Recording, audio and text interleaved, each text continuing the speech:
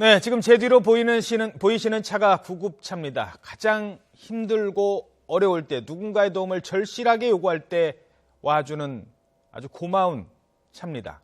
자, 그런데 이 출동한 119 구급대원을 무차별적으로 폭행한 40대가 구속됐습니다. 물론 술에 취했다고 합니다. 변명이 되지 않습니다. 이런 구급대원을 폭행하는 게요, 2, 3일에 한 번꼴로 발생한다고 합니다. 좀 더 엄한 처벌이 필요하다는 목소리가 큽니다. 이 문제 취재한 사회부 박광열 기자와 함께 얘기 나눠보겠습니다. 안녕하십니까? 자, 먼저 구급대원을 폭행했다는데 어떤 사건인지 먼저 얘기해 주시죠. 일단 지난 10일 오후에, 그러니까 새벽도 아니고 오후에 발생을 한 사건입니다.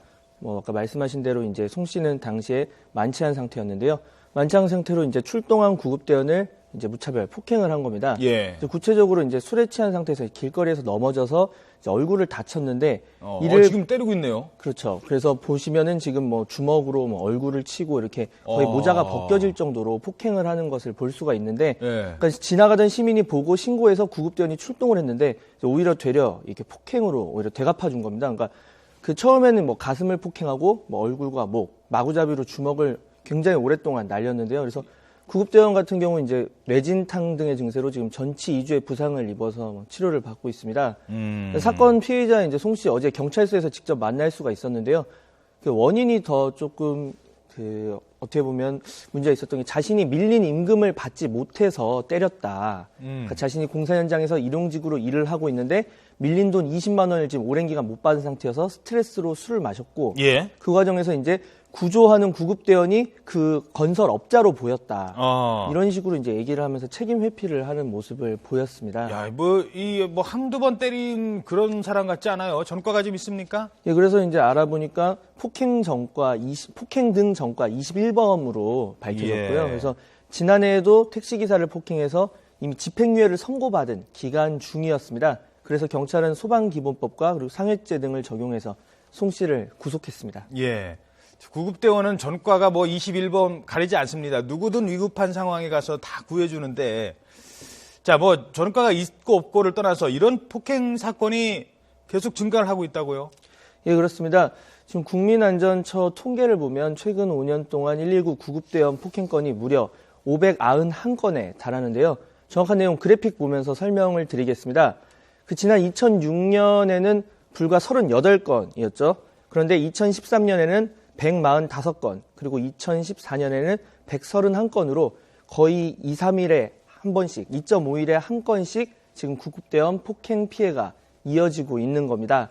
보통 구조를 받는 당사자가 가장 많이 폭행을 저지르지만 때로는 함께 구급차에 탄 보호자가 구급대원을 폭행하기도 하는데요. 실제 지난해 4월에는 아내에게 이불을 덮어주는 구급대원을 갑자기 그걸 지켜보던 동행했던 보호자 자격의 남편이 보시는 것처럼 지금 아내가 이제 실려왔어요. 그렇죠. 구급차에 이제 실려서 이불을 덮어주고 이렇게 조치를 취하고 있는데 갑자기 이걸 지켜보던 이제 보호자인 남편이 그러니까 부인이 보다 못해서 말리고 있네요. 예, 그렇습니다. 그래서 오히려 환자인 아내가 이제 그 아픈 상황에서도 일어나서 남편을 말리는, 그 남편은 그것에 아랑곳하지 않고 계속 이송하던 구급대원을 폭행하는 그런 다소 황당한 사건도 있었습니다. 예. 자, 이 원인을 좀 찾아야 되는데 어떤 일정한 원인이 있습니까? 그러니까 가장 큰 원인은 사실 술입니다. 그러니까 대부분의 이제 구급차를 타는 상당수가 술에 취한 상태에서 다치거나 하는 경우가 많기 때문인데요. 그러다 보니까 2014년 기준으로 보면은 지금 현재 술에 만취한 사람, 그러니까 술에 취한 사람의 폭행이 94%에, 그러니까 전체 폭행의 94%가 취객에 의한 폭행으로 드러났습니다. 그렇다 보니 이제 폭행범에 대한 실효성 있는 처벌이 필요한데요.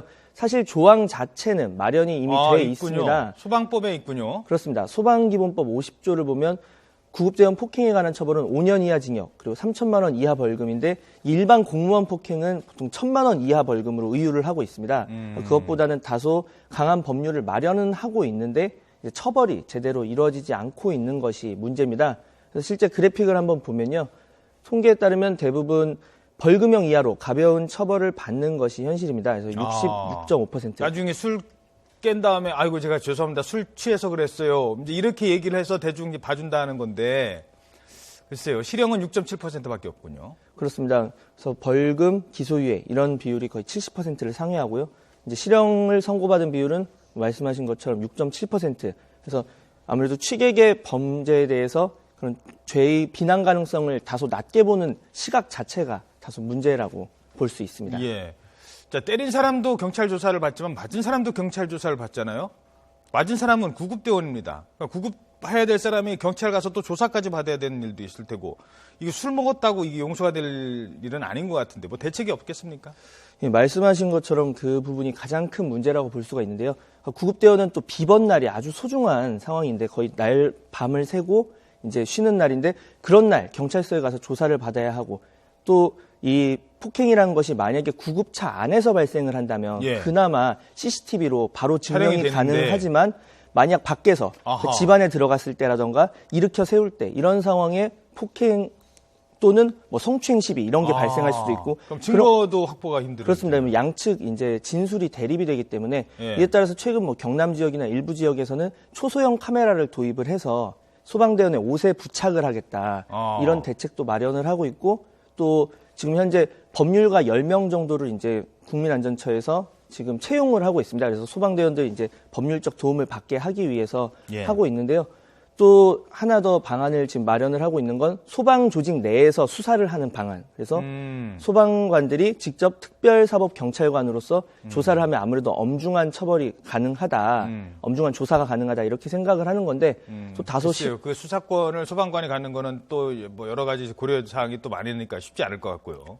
아무래도 전담팀이 있다고는 하지만 다른 조사 업무, 예를 들어 소방의 원인이라든가 화재의 원인 이런 부분에 대한 조사 업무도 같이 하고 있고요. 네. 또 인원이 각 소방본부마다 3명에서 5명 정도로 심지어 당직 개념도 없는 곳도 많습니다. 대부분 근데 폭행 사건은 밤에 일어나거든요. 예. 그래서 그런 부분에서 실효성이 떨어진다. 유치장도 없고 조사 시설도 없는 상황에서 과연 얼만큼 제대로 이루어질 것이냐 이런 거에 대한 지적이 많이 나오고 있고요. 그렇죠. 뭐 경찰, 검찰도 수사권 갖고 다투는데 소방관 쉽지 않겠죠. 예, 그리고요.